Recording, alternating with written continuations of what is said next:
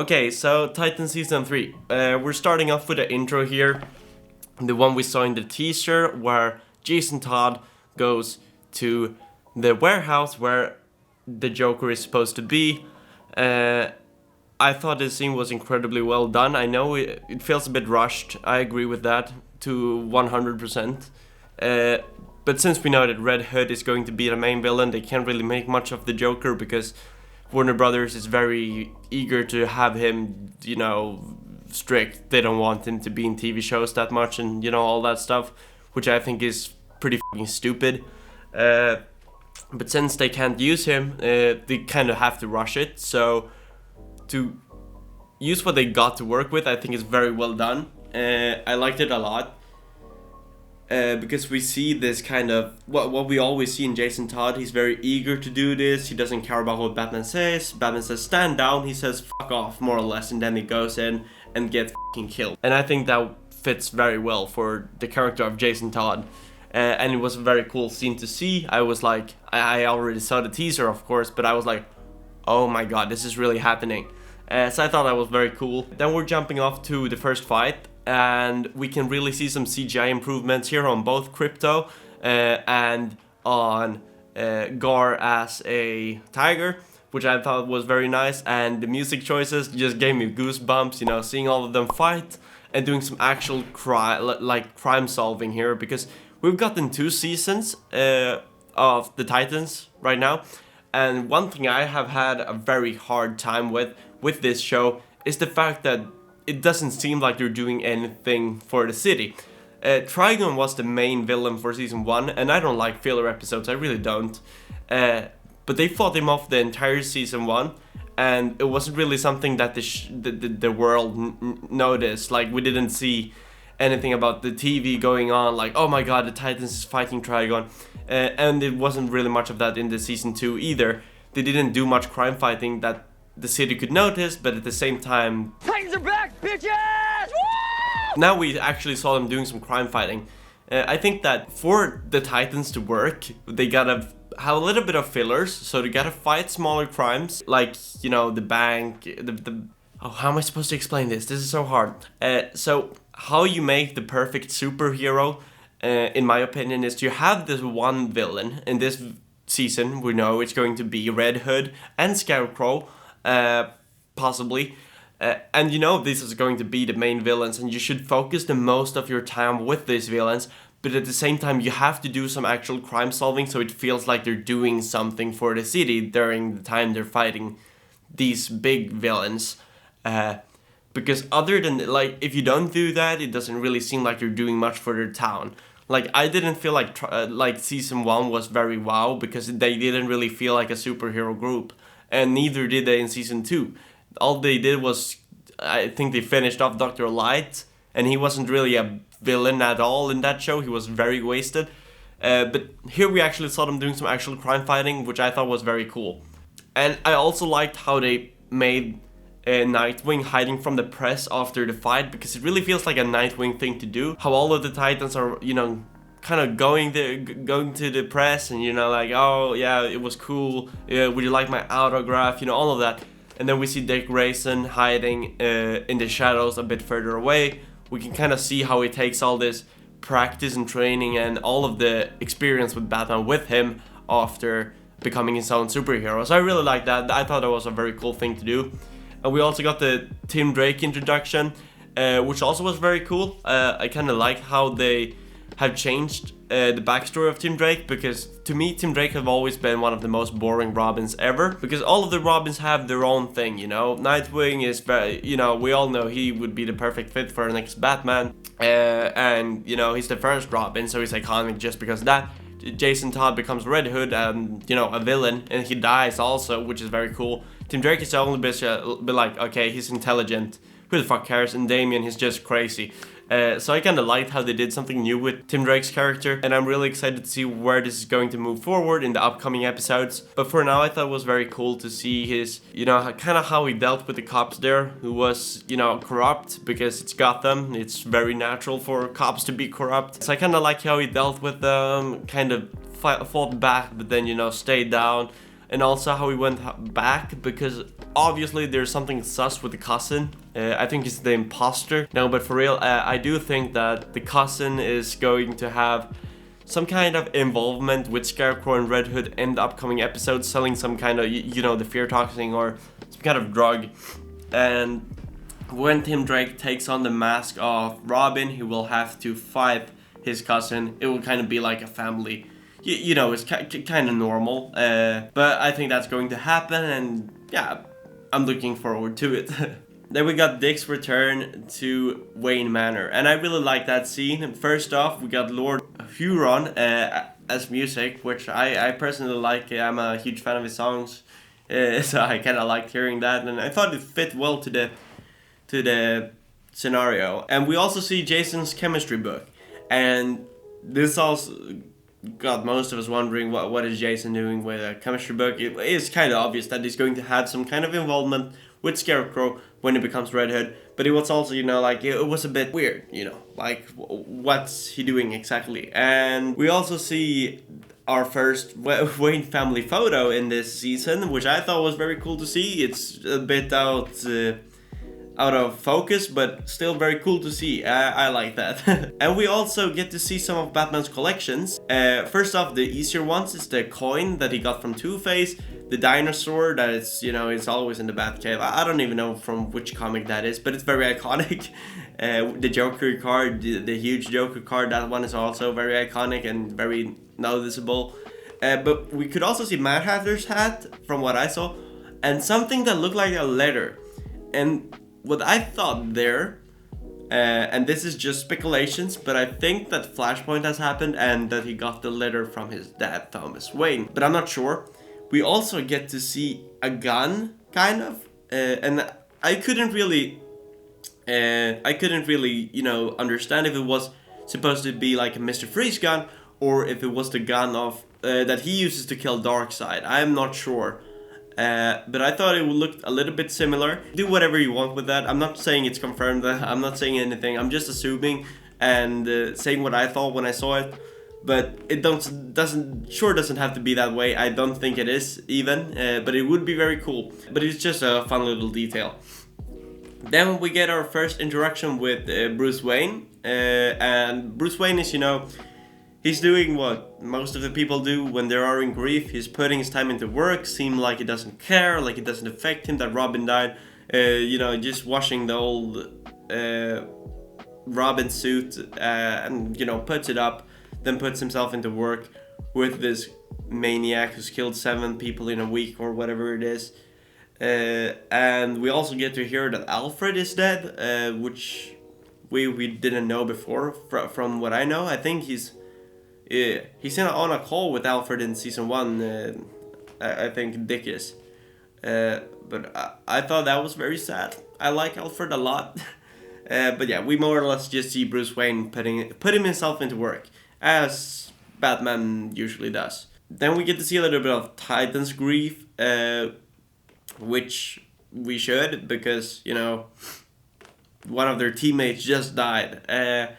And we also get to see how Starfire kind of says the obvious, which I like, because mostly when things like this happen in shows, they're like, oh my god, it's so sad. But she really puts the card on the table and says, Jason was a goddamn idiot, he never learned from his lessons. Which is correct, he didn't. So I like that, that was very good. Obviously the fear poison thing that he uses has some kind of involvement with why he did it. He loses his fear. This is explained a couple of times. And what I also thought was very cool was when Gar is looking at his laptop, because when he does so, he's having a little monologue with himself about why he's better than Superboy, which I thought was pretty funny. But he also mentions that Raven says to him, you can turn into whatever animal you want. And he says, yeah, I know. So apparently Gar can turn into more than tigers. And I think this is just a hint of that we will see that in the future and upcoming episodes. Because that's something that have bothered a lot of fans of Titans. That we haven't seen him as anything other than being a tiger. A tiger is cool, sure. I don't complain about seeing a tiger. I don't. But it's kind of, Beast Boy's thing is to turn into different animals during the different situations, and when it's needed, he becomes a bird. When it's needed, he becomes a snake. All of that. So therefore, I'm very excited to see where they're taking this in the future. But it's kind of confirmed that he can become other things than a tiger, which I'm very happy. We get a Barbara meet and greet. They're not really doing much. They're just discussing like how stupid Jason was, and they're going to have a conversation with Bruce Wayne. That conversation I really enjoyed. I thought it was very funny conversation, especially at the beginning, because it makes some world building to the Bat family in this little conversation where Barbara states that Jason said, "You short fucking hat wearing fuck." I thought that was pretty funny, especially as she describes that Mad Hatter was just, standing there without knowing what he was supposed to say. I just like that a lot. We also get to know that Commissioner Gordon is dead from a heart attack by Mr. Freeze when he was frozen, which also brings some more, world building to the entire gallery of villains in the Titans universe. So hopefully we'll see some more Bat villains in the future, since we are now in Gotham. I hope so, at least. But I thought it was pretty cool. And also, I was pretty happy with how Barbara just yells out at Batman, because it's kind of like, obviously, this Batman isn't supposed to make Batman justice. Every character wouldn't complain about Batman being a f***ing idiot if he was supposed to be a Batman we could look up to. So everyone complaining about that, I don't really see I don't see the idea of that. He's supposed to be a jerk. That's why everyone is complaining and yells at him. And she also says that she believes that Batman needs the Joker, which I also was a very big fan of, because that's something fans have always speculated about, but it's not something they always bring up in shows and comics, except for the Joker says, "You need me," but this came from someone else. Like, I don't think you want the Joker to disappear because you need him. It was straight to the point. I really liked it. It was very good. Then we get to see that Jason has become the new Heisenberg, and Tim Drake is going to become Pinkman.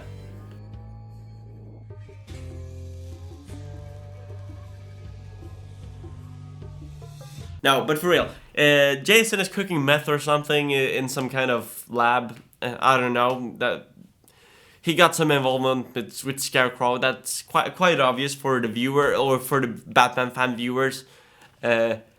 I think he's used this toxin to overcome his fear. Because we all know he got traumatized when he almost died in season 2.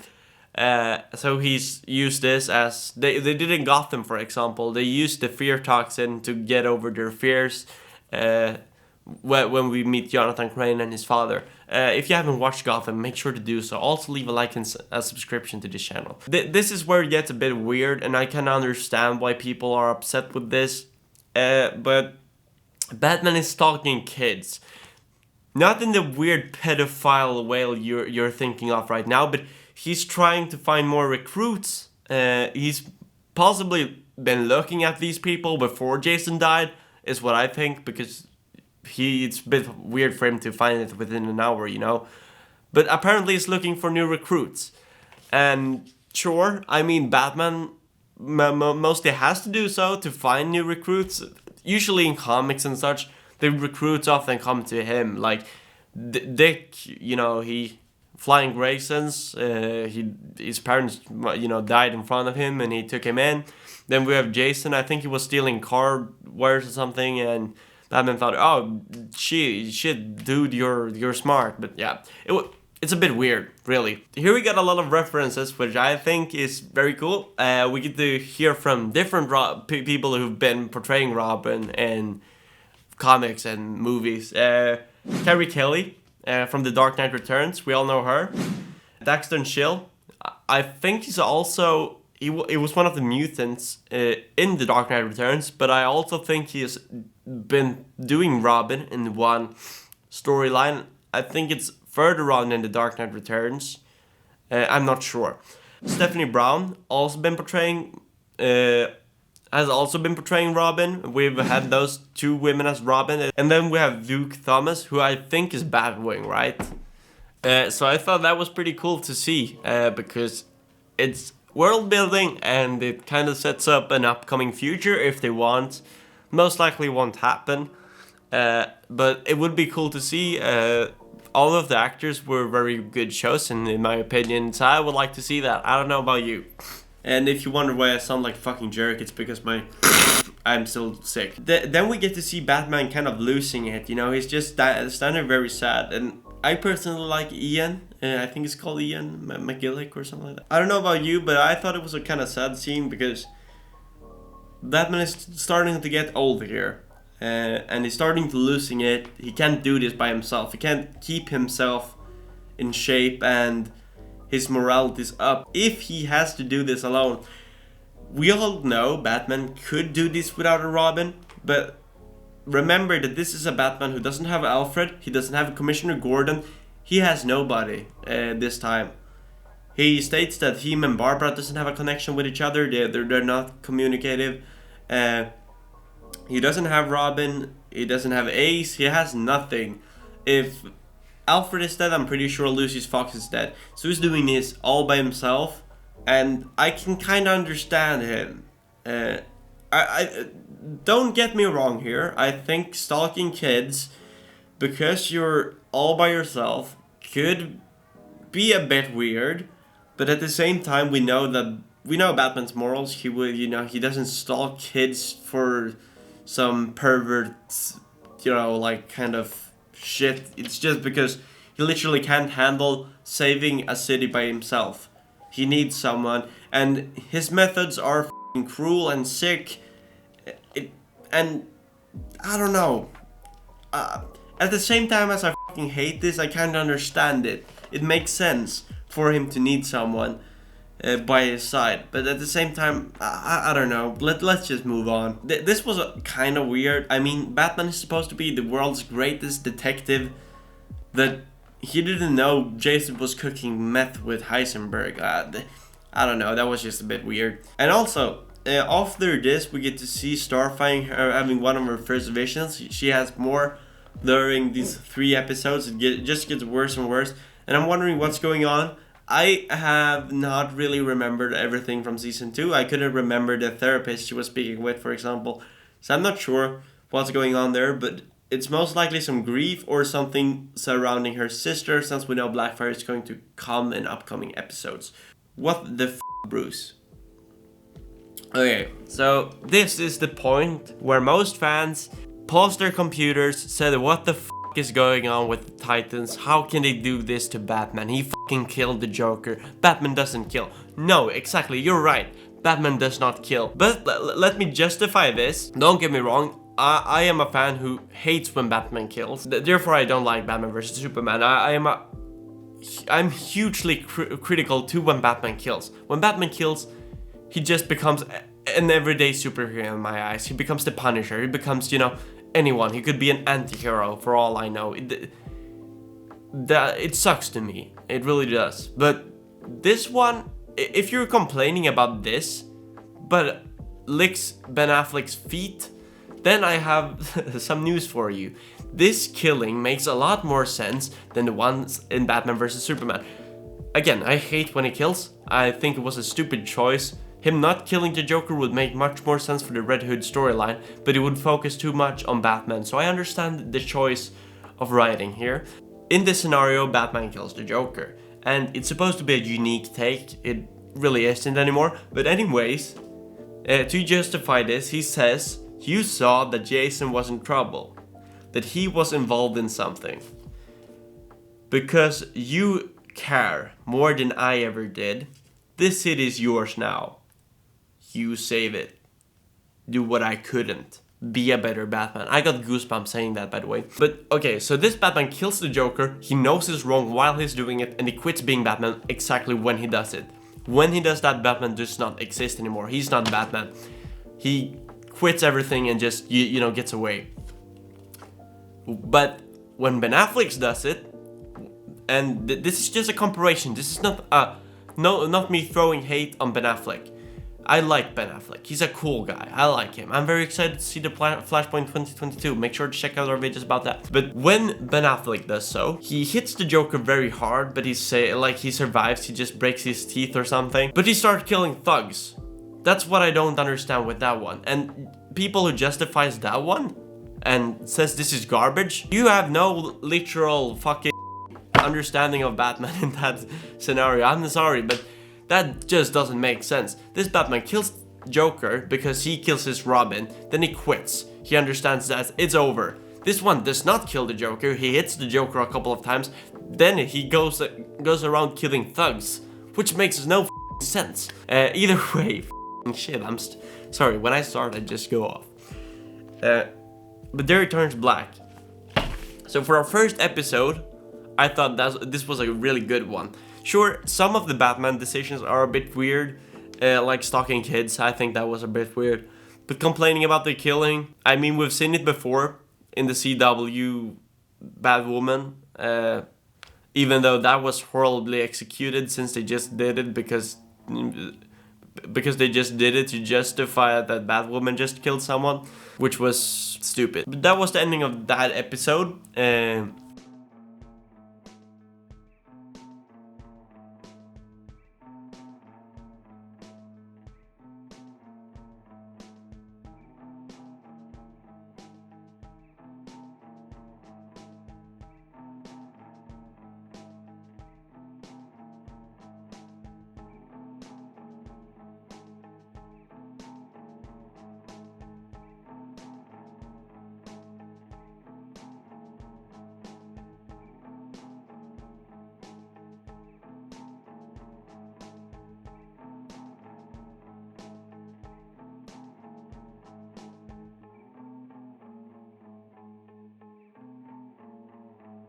Hope you guys like this video. We will do more reviews of Titans in the future.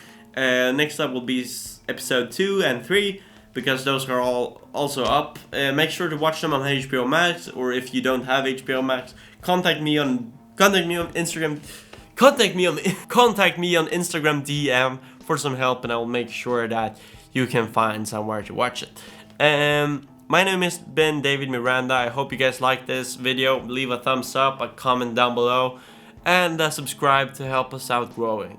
Thank you very much, guys. See you.